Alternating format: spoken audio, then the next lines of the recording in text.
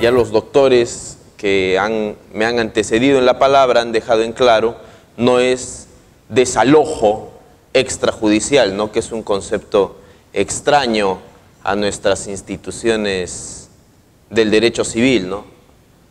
En el caso de los derechos reales, sino como lo establece el artículo 920 del Código Civil, se refiere a la defensa posesoria extrajudicial, ¿no?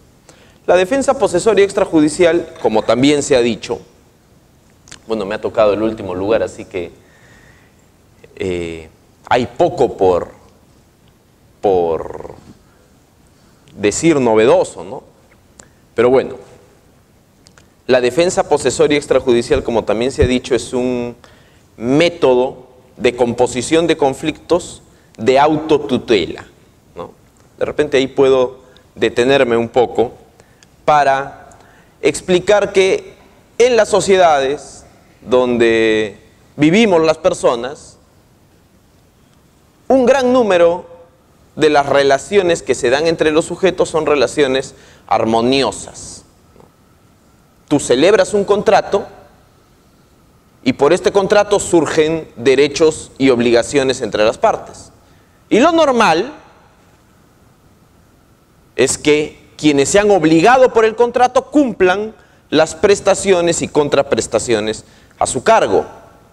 Tú te casas por el hecho o por el acto del matrimonio, asumes deberes y derechos, y lo normal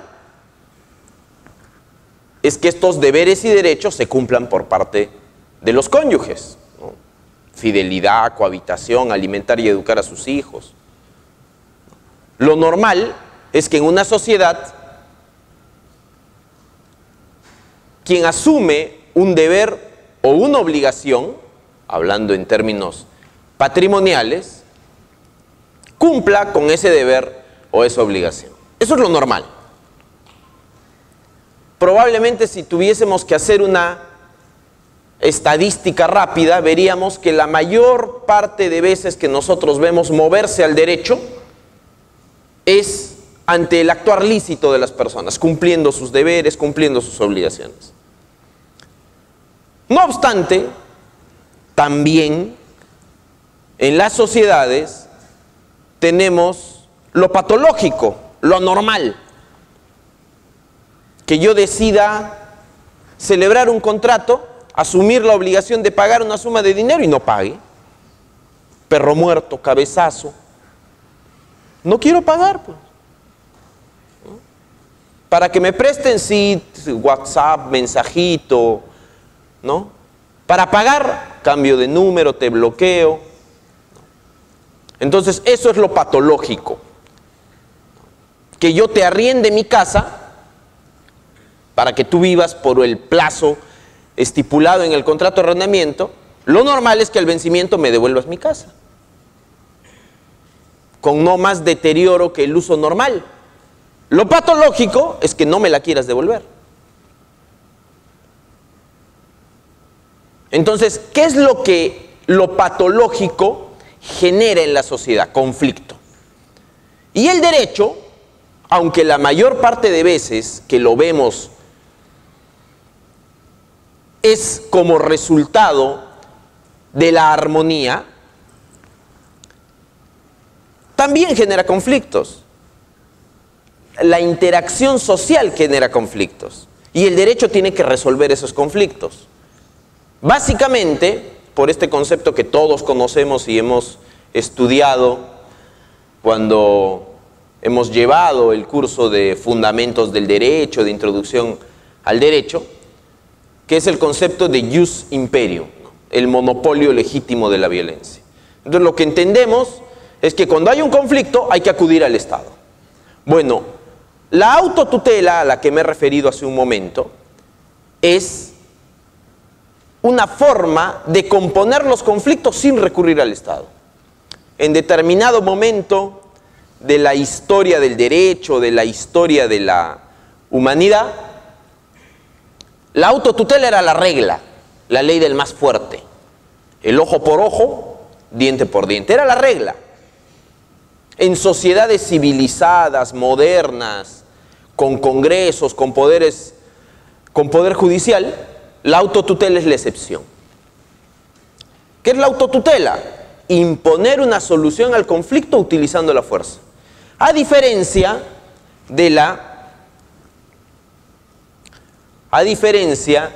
la autocomposición, que también de la autocomposición a partir de la cual las partes, sin utilizar la fuerza y más bien utilizando el diálogo, acercan sus posiciones. ¿Cuál es el ejemplo típico de la autocomposición?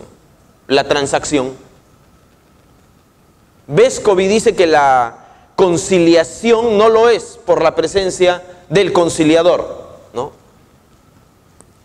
Yo considero que aunque exista un conciliador que trata de acercar las posiciones de las partes y buscar que éstas arriben a un acuerdo para solucionar el conflicto, considero que la conciliación también es un método de autocomposición. ¿Cuál es la característica de autocomposición? ¿Cuál es la característica de la autocomposición? La inexistencia de un tercero.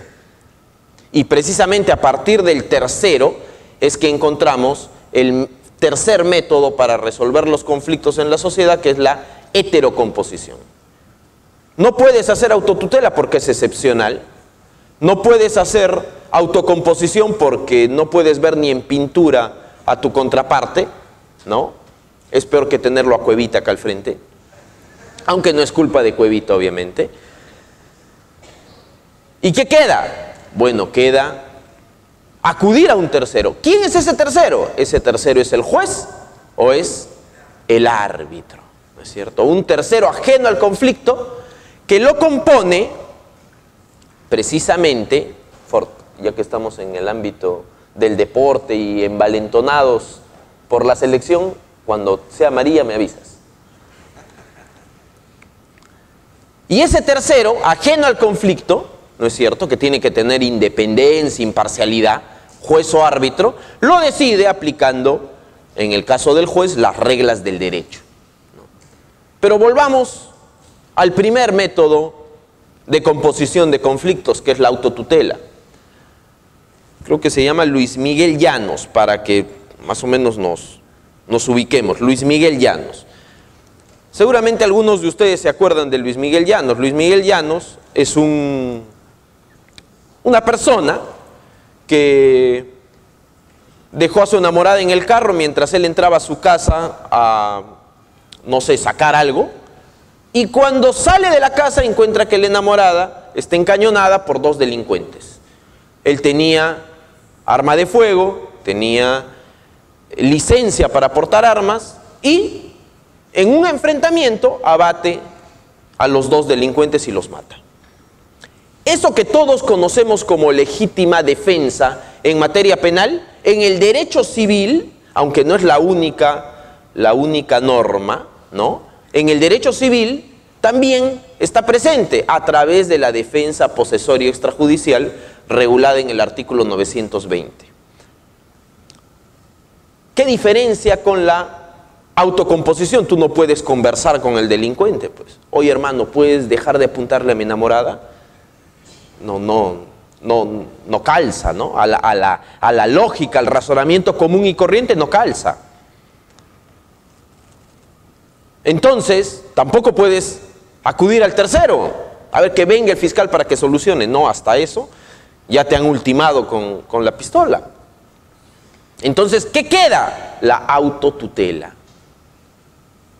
No hay otra forma, es un mecanismo de composición del conflicto perentorio para salvar, ¿qué? Tu vida, tu integridad, para salvaguardarla. En el caso de la defensa posesoria extrajudicial, tú estás viendo tu partido de Perú, ¿no es cierto?, en tu casa, y ves que por los muros comienzan a treparse. A ver, voy a conversar con los usurpadores a ver qué quieren. No, como que no calza, pues no se entiende, ¿no? O voy a llamar al juez. Yo soy juez, voy a llamar a José Veragún. Yo no voy. Claro, se están metiendo 20 en una casa, me llaman a mí, yo no voy. Entonces ahí hay que utilizar la fuerza y el derecho lo valida, pero lo valida como excepción. Entonces esa es la defensa posesoria extrajudicial. Tenía una regulación bastante precisa, corta, donde de repente había cosas que mejorar, pero que de lejos, antes de la modificación de esta ley 30.230, ¿no? 30.230, antes de la modificación de esta norma, tenía una regulación suficiente y necesaria. ¿Con algo que precisar? Sí, probablemente, pero suficiente y necesaria. ¿Qué decía? El poseedor puede repeler la fuerza que se emplee contra él y recobrar el bien, sin intervalo de tiempo.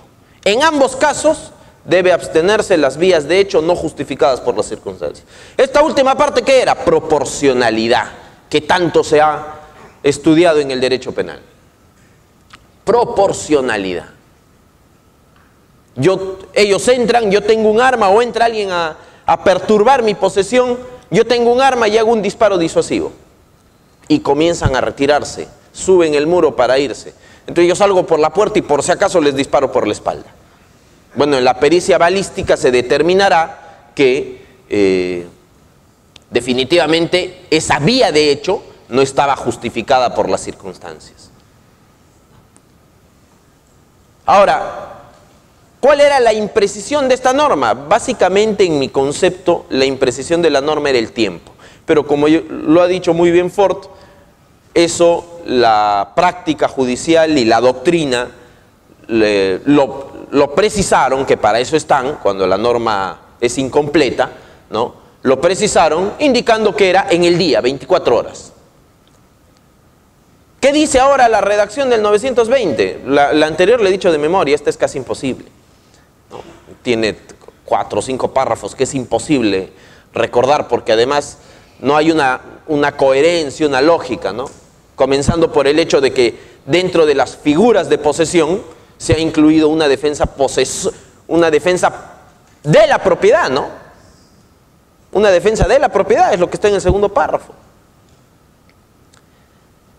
Entonces, esta es una norma que me parece está muy mal redactada, que destruye o por lo menos altera gravemente a la posesión como derecho y tal como ha estado regulada en nuestro Código Civil, ¿no?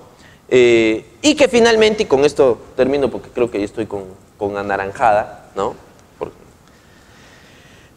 Y finalmente, el plazo de 15 días, ¿no? 24 horas. ¿Para qué? Para que sea la acción inmediata, evite una desproporción en la utilización de la fuerza. Pero como bien ha dicho el doctor Julio Pozo, 15 días, espérate que regreso. Tengo 15 días para volver. Bueno, con la agravante de que la norma no ha puesto 15 días desde el conocimiento del hecho, sino desde la producción del hecho, desde el acontecimiento que es el despojo, sino 15 días desde que tú tomas conocimiento. ¿Qué puedes alegar? Estuve de viaje, ¿cuánto? 2 años me fue al mundial, ¿no? Tengo un hermano, tiene la suerte de haber sido al mundial, 20 días fuera. 20 días fuera. Lo despojaron el primer partido de Perú, creo que ha sido 14, 16 de junio, ¿no? 16 de junio. Sabe el doctor porque ha ido, pues no tenemos esa suerte todos. Entonces el 16 de junio, ya, y supongamos que me quedé hasta la final y esto, no sé, pues regresé después del 15 de julio, un mes. Bueno, he estado de viaje, recién he tomado conocimiento. ¿Saben lo que se puede hacer en 15 días, habilitado por la norma, cuando estamos hablando de un mecanismo excepcional? En 15 días me voy a Barrios Altos y me busco un equipo completo de desalojos. Y a ver, pues, cómo va a ser la violencia ahí. ¿Me dejo entender? Entonces, la defensa posesoria extrajudicial del artículo 920, modificada por esta ley 30.230, no me parece es una regulación correcta, con otras cosas más que se pueden decir, pero que voy a dejar para el segundo bloque de intervenciones. Muchas gracias.